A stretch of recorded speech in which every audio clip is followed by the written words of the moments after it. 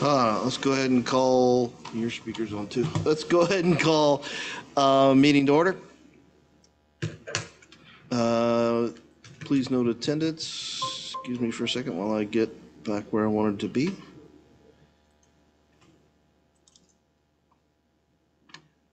All right, please note attendance of council members present and online, and as well as the mayor and city staff.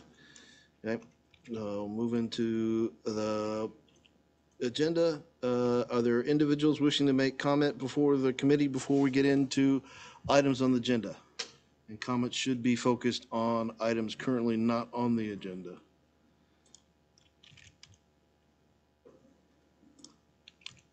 About that, I don't see any hands up by chance.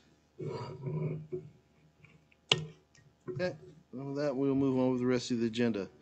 First item up for the is approval of minutes dated August 2nd, 2022 and August 18th, 2023.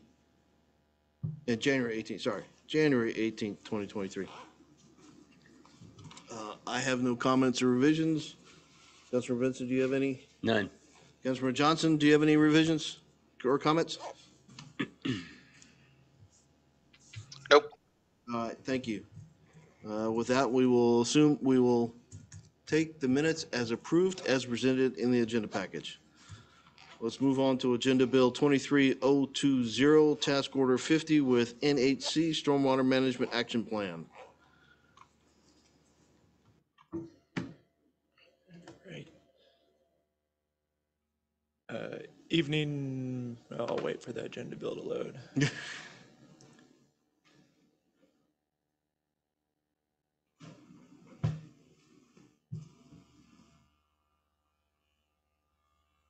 All right. Evening, Mayor, Mayor Pro Tem, and other council members.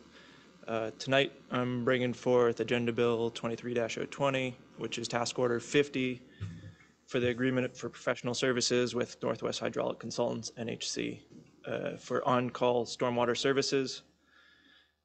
So as part of its NPDES Phase 2 stormwater permit, the city of Snoqualmie must perform stormwater planning to identify policies and strategies to improve water quality and protect the receiving waters to which the city's municipal separate storm sewer system discharges. Specific requirements of that include performing a citywide watershed assessment to characterize receiving water conditions, which was completed last year, prioritizing watersheds for retrofits and other stormwater management actions, also done last year, and then finally developing a stormwater management action plan, the SMAP, for a priority watershed. After performing the prioritization last year, Kimball Creek was identified as the best candidate for that stormwater management action plan. And so then tonight's task order is for the creation of the stormwater management action plan of Kimball Creek. That action plan will identify capital projects as well as programmatic management actions for mitigating identified environmental concerns in that drainage basin. And so up to 15 potential projects will be identified in that SMAP, with 3 of those projects getting 10% conceptual design and planning level cost. And the goal of this SMAP is not only to fulfill the NPDES requirements, but it will also help inform future work on that Kimball Creek stream corridor, such as the CIP item, Kimball Creek Repair and Restoration. Thanks, and let me know if you have any questions. Councilor Vincent? Councilman Johnson, do you have any questions? Yeah, just I think one, is there any additional spending for this item that would need to be done? And especially, how does that relate to the remaining budget for what's been appropriated? I apologize. Yeah, I should have brought it up. So the amount of expenditure here is $79,721, and we've budgeted $173,948. So we wouldn't have to request any appropriation. I don't think that's what I think what his question was, is there other work associated with this that would account for the other $94,000? Yep. Yeah. So we expect to incur some costs with the NPDES with Herrera Environmental. That's our other consultant that we work with for the NPDS permit. It's expected that their expenditure is going to be in the realm of $50,000 this year. So we'll still have some room We'll still have in some the room, budget. Yeah. Yep. Okay, so exactly, this doesn't put us behind, is really the question. No, this was planned for and budgeted. Okay, because the write-up, all right. There's one word in the budget section that threw me off, but I understand where you are now. Again, we had a budget for this of 179,000. We have incurred so far about 13,000, I think. 13,000 with another encumbrance of about 30,000. So that's take 45 off the 179. You've got 120, 130. So you have budget in here to cover this in this line item prior to the initiation of this contract, not subsequent. Subsequent is throwing me. It says I don't. That one almost led me to believe we don't have money and we're $20,000 short. But my math is wrong. You've got budget to cover. Matter of fact, you've got a line item that covers it sufficiently, and then printing a budget. Okay.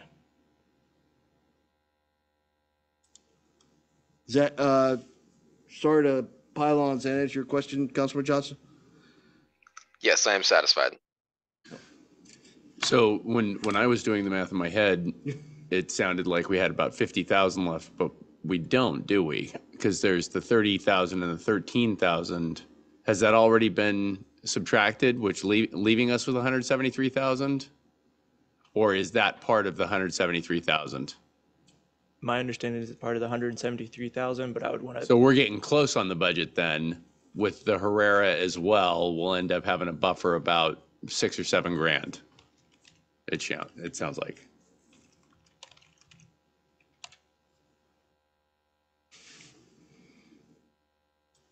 Or no, not even. Yeah, that's about right. Not sorry. even that. It'll be if Herrera is going to be around 50. It'll be a few $100s. Yeah. It'll be about three grand. Yeah. Okay. All right. So it sounds like careful budgeting was done. Thank you. Okay. Well, that all seems to be in order. I have no objection to doing this on consent. Yeah. You agreed? All right, we'll move forward with that on the consent. Thank you very much.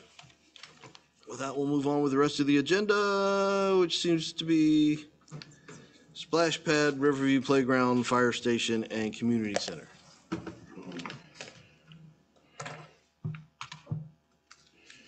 I'm going to PowerPoint you tonight. Be ready for cuteness. Let me move all the windows so I can get to my controls. I have survived since it used to be death by viewfoil, but go on. Yes, and overhead with the crank. So thank you. Here tonight to introduce the design that we are recommending for the splash pad at the park. So this is just basically a really rough, I got a better one coming. This is Mike's skills. I actually have one being done by somebody with some drawing skills. But this is a rough layout of where the splash pad would go.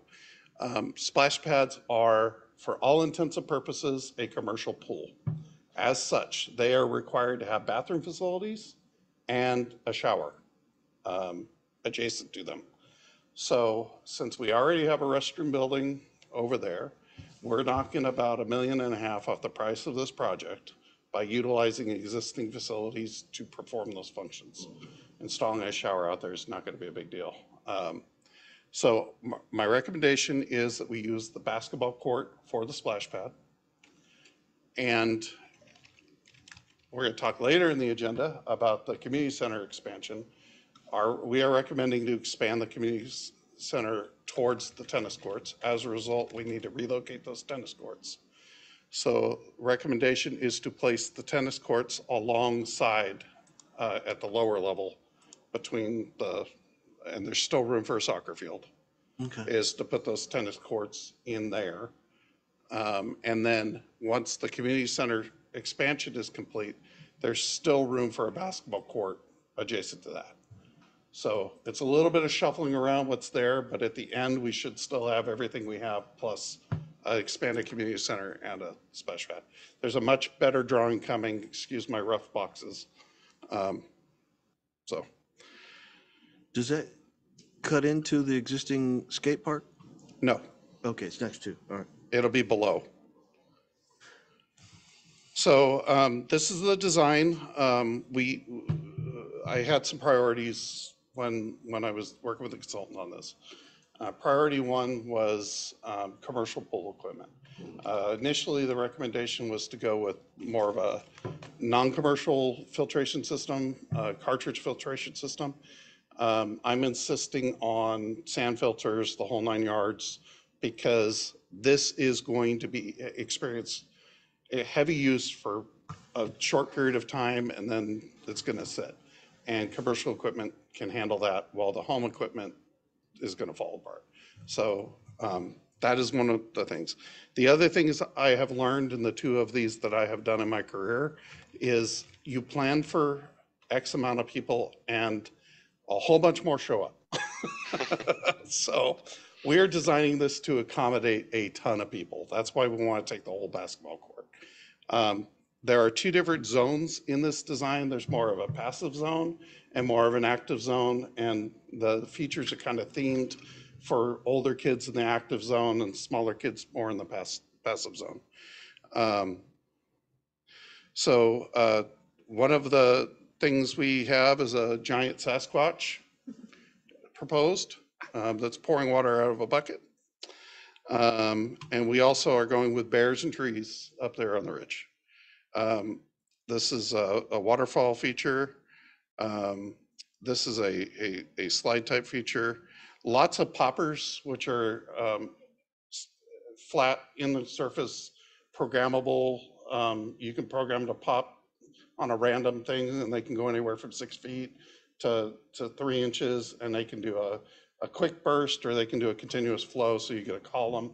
There's all kinds of different things. I asked for a randomizer in the program, so it's not predictable. So no matter what happens, when the kids hit the button, it's going to be a different experience every time. The rings with the sprayers, the dumping acorn rocks that have geysers in them. This is more of a continuous flow feature. They do have, the dumping bucket feature, which is a hidden dumping bucket that dumps on a random. I kind of went with more of a continuous flow rather than that for space wise. When those dump, it takes a large area to keep, you got to keep all the water within the splash pad. You're not allowed to have water exit. And it would severely change the design to go with the dumping bucket. This, by angling the leaf that it's dumping on, they can control where that water goes. It provides the same effect. The pine trees have dumping buckets on them, so they are in the design. There's several sets of those. This is another shot of the waterfall. This is the poppers making just a water arch for the kids to play through. Another shot of Sasquatch.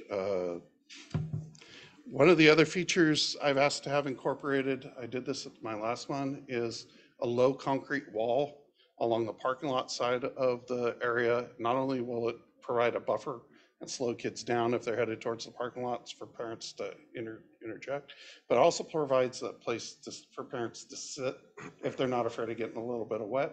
And then you put a few waterfalls out of that wall so that the parents can cool off in the heat while they're watching the kids run around. Councilmember Johnson has his hand up. Go ahead, Councilman Johnson. You have a question? Yeah, there's going to be kind of a bigger question about the longevity in general, but when you're talking about the dumping buckets with the big one, I was wondering if there's also potentially a benefit of having the continuous flow versus the dumping bucket, in that in my mind, I imagine those dumping buckets going out of order more frequently. They require more maintenance. They definitely require more maintenance. Somebody's got to go up in there and grease the bearings on a pretty regular basis. Dumping buckets we have planned for, the bearings are exposed, so it's a simple ladder climb, and it's not a confined space. I actually had one that was in a confined space, so we had to have confined space certified people go in there monthly and grease the uh, bearings. Good point. Thank you for bringing that up, Councilperson. I totally forgot about that till you did. And then this is kind of an overview showing the two different zones. You got the circular, smaller, less active zone with the oval shaped, more active zone for the older kids. Kind of segregated a little bit so we don't have anybody getting run over in the excitement. We also are planning don't look at the picture of the shade structures because those final location will be figured out with the drawings at the site. But we are planning on installing some shade structures for folks that are watching supervising kids so that they're not just sitting out there in the sun. Kind of a close-up of the bear and the waterfall. This is an example of the Sasquatch feature. And then these are our colors. We went with a natural palette rather than a loud palette of colors. So the total system flow rate is going to be 648 gallons per minute. All this is being planned to be housed inside the storage area next to the existing restroom buildings. Some of it may wind up outside just for safety reasons. You normally don't want to store your acid next to your chlorine. So you want to physically separate those two items so we don't have a problem. Okay. So took this to the Parks and Events Commission. Sorry, making sure I got the right word. And they supported it unanimously. So where we are now is we are in the draw the plan stage. Once we get the plans done, we can go to the county and get approval, permitting approval for the plans. They control this because it is a public pool.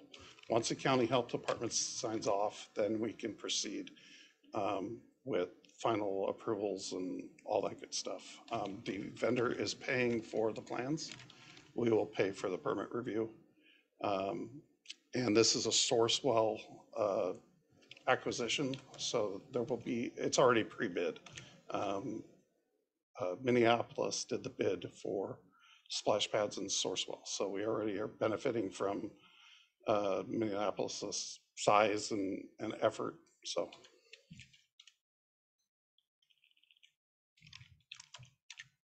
Okay, two reactions from me. One, I'm glad the large bucket that you're doing at a constant flow. I'd be really worried about knocking somebody off their feet. The whole So point of them. no, let's get them wet, not knock them off their feet. I don't want to see the aftermath of that one. So it'd be interesting if you could ask the vendor if they have any statistics on any injuries and similar splash pads for the type of features we're talking about, just as a heads up if we need to worry about anything. The other one, I'm concerned when you say we're gonna have supplies outside. That restroom, at least at one stage, all of the garbage bags were taken out and a very large slip and slide were made on the hill next to it by some ingenious teenagers. So you can't really leave stuff out and about. Somebody will do something with it. they will be secured appropriately. I trust you. Just But be aware, teenager I did not know that brains. story, and you know, It was well thought out, Creative. but it was not appropriate. I think there was soap and other. Never mind. But yeah, if you leave it out, somebody will find an inventive use of it. yeah. Okay. Oh, go ahead. I'm sorry. I thought. No, that was. Oh, yeah. I was gonna. Could you go back to that first picture of the whole splash pad? Yeah, there you go. Is that to scale? Because that looks a heck of a lot bigger than a basketball court. That is a basketball court. Are those people to scale? Because those are don't think those so. seem really tiny people. Okay, all right. So, okay, so the people Well, aren't. they to should be. scale. What were you gonna say, Joe? They should be small people. Well, I mean, but they're okay. Then they shouldn't be tiny adults. They should be. I mean, there's children in there and there's adults in there. It just looks like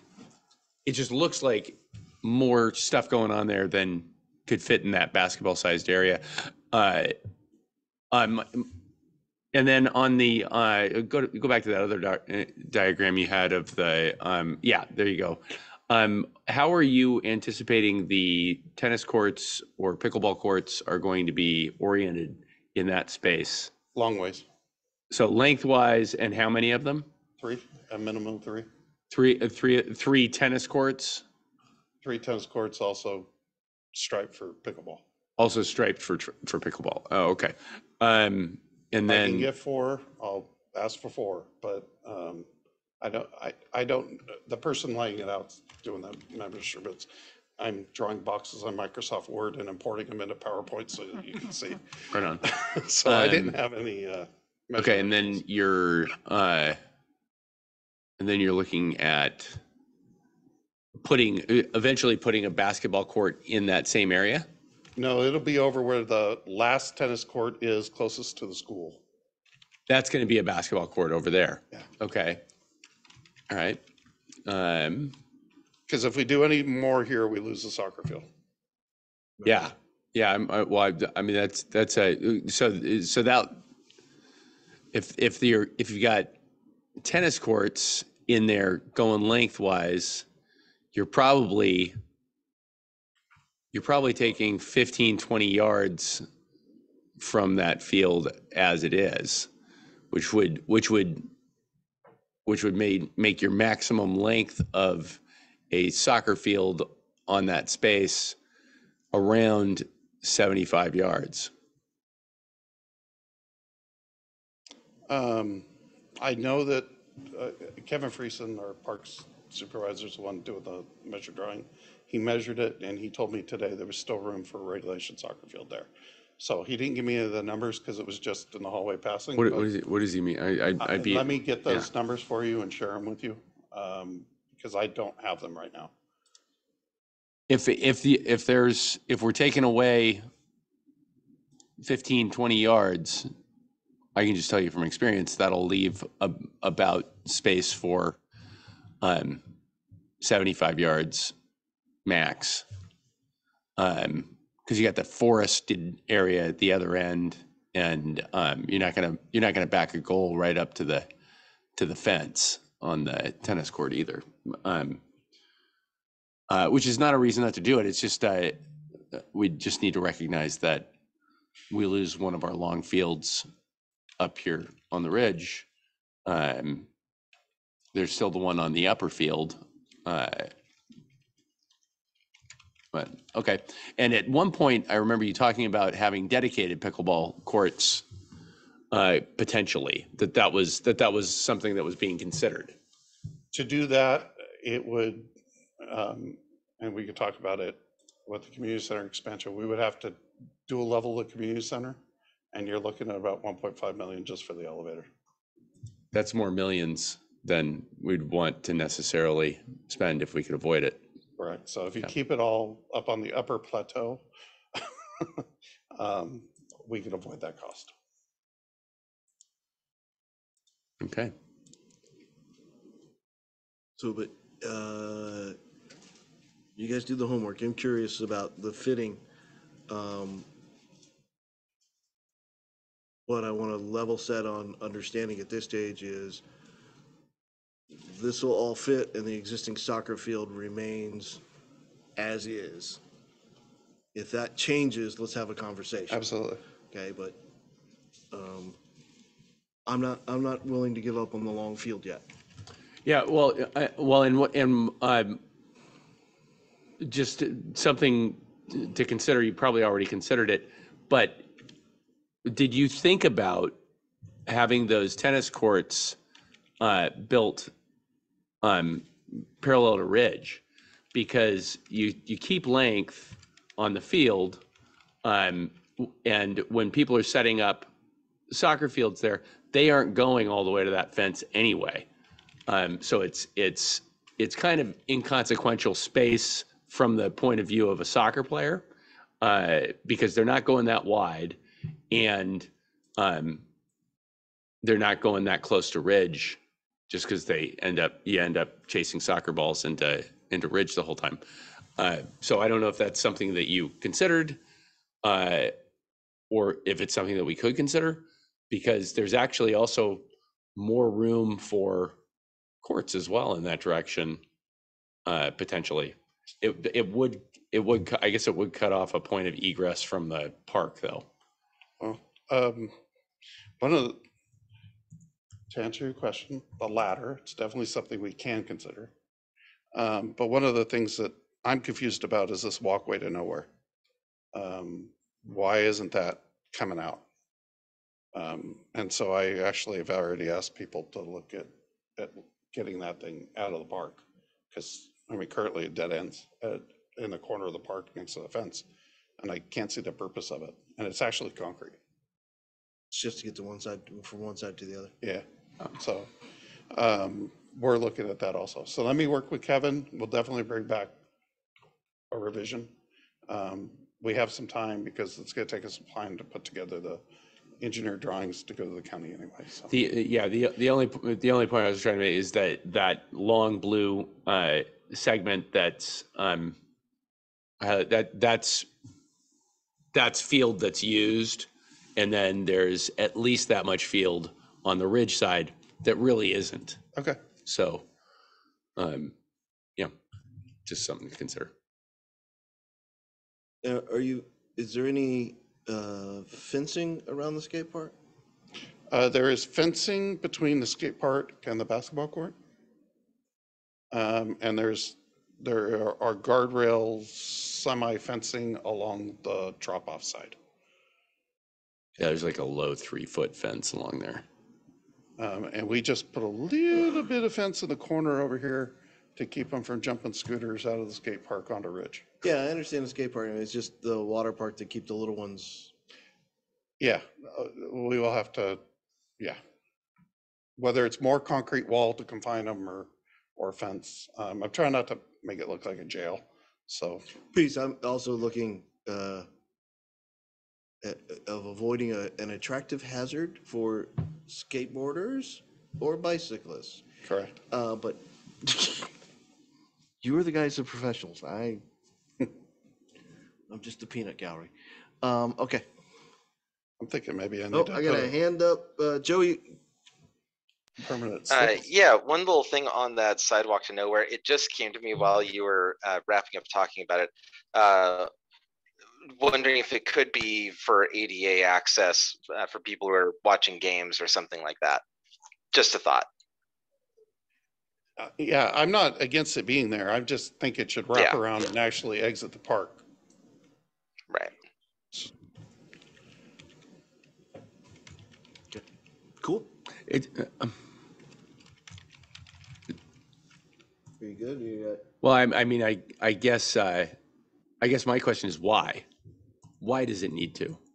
Because if, for example, it was put in there for ADA access so that people in wheelchairs could watch games on the field, they can turn around and go back out the way they came without us losing more field, right? Well, losing field wouldn't be an option. We wouldn't do it to do that. But what it does is provide ADA access to the park at that end. Okay. Because currently they have to go up the sidewalk next to the road. Right on. And that actually would be a gentler slope than climbing the entry driveway. Yeah, that is pretty steep. That's a good point. I mean, that's kind of what I'm thinking. Mm-hmm. And the only entrance over here, I think, is right there. And Yeah, it's away from the sidewalk you're talking about. Yeah, no, but to get from Ridge into the park I think there somewhere are other two. than I the think driveway. there's two. I think of there's a those. couple of Yeah. them, but they just go out in the grass. Right. So they're not accessible. They're just holes and fences. Yeah. Okay. Cool. Okay. And your next subject is? I think it's Riverview, right? Uh-oh, I just, Saw a cherry tree come down over there this week. Or was that last week? I guess that was Yeah. last week, yeah. we had a little bit of, Riverview. sorry, I've lost the Zoom meeting. There it is. Tiny little square. There we go. So the Riverview project has started. The playground itself will be closing next week to be demolished and replaced. We did the tree work last week, provided an interpretive opportunity for a couple classes of students. And I just want to give kudos to Phil and Jason and explain to you what an incredible resource they are, because they were able to stop what they were doing and then teach the children what they were doing and why they were doing. Not many public works employees would do that, and kudos to them, and they get 5 gold stars. They did a great job. So, Yeah. but the tree work has been done. Contractors have done we did the pre-construction meeting, so it will start. The plan is to power through this thing as fast as we can, but it is a weather-dependent project. Not so much the playground part of things, but safety surfacing. It's a urethane type foamy rubber material, and as such, it's water sensitive. So hopefully we get a good break in the weather for a few days and they can get out there and get it in, which would mean an earlier opening. Right now, we're hedging our bets and saying we'll have it done by June. But the plan is to get it done for quicker. This is actually a sign that we'll be putting up out there for the project. We'll be putting these signs up for a lot of projects as we work through the capital improvement. There'll be one going at Centennial for the accessible playground. There'll be one going on the Parkway for the paving project. We're in the development stages of those signs. Thank you to Dana at the PR Communications Division for putting this together for me. And one other thing, I believe it was shared with all of you, but we did get, we were contacted by a citizen who read the communications press release explaining how grateful they were, how over the moon they were. They do have a child with special needs who happens to like trains, like me, and absolutely can't wait.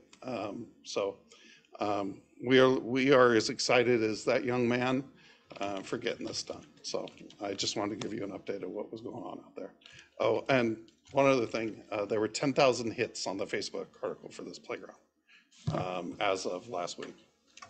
Good heavens. Yeah, I thought that was a staggering number, so I wanted to share that also.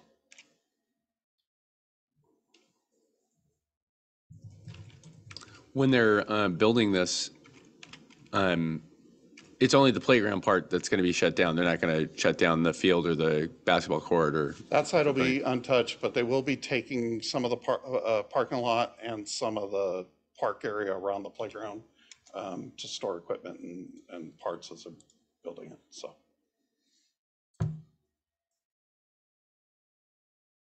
Can you send a copy of that to council when you get a chance? Yes, sir. Thank you. Cool. Councilman Johnson, you have a question? Yeah, just very quick. This playground does have the ADA access up into the structure, but it doesn't have the extra wheelchair accessible play features, you know, like merry-go-round, swings, that sort of thing. Is that correct? That That's is in the other correct. one. Those Yeah. features will be at Centennial. Right. I didn't mean to upset them. Somebody's not happy with that? Every time. Didn't like that answer. Very cool. I think I'm turning it over to you for the fire department.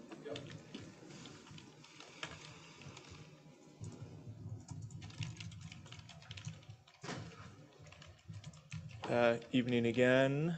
Unfortunately, I don't have any graphics or pretty pictures like Mike does, but just an update on the fire station boiler, because I'm sure you guys hear a lot of complaints about it.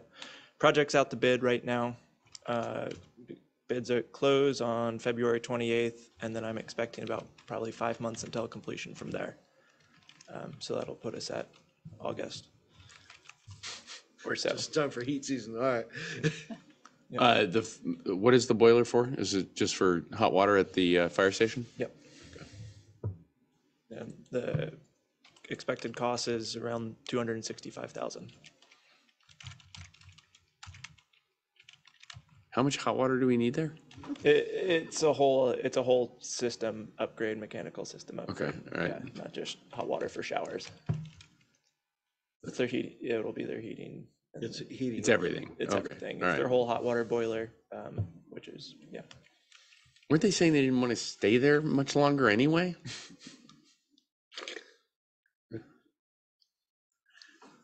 Yeah. We haven't got many options at this stage. I mean, they're there and we need to provide them heat.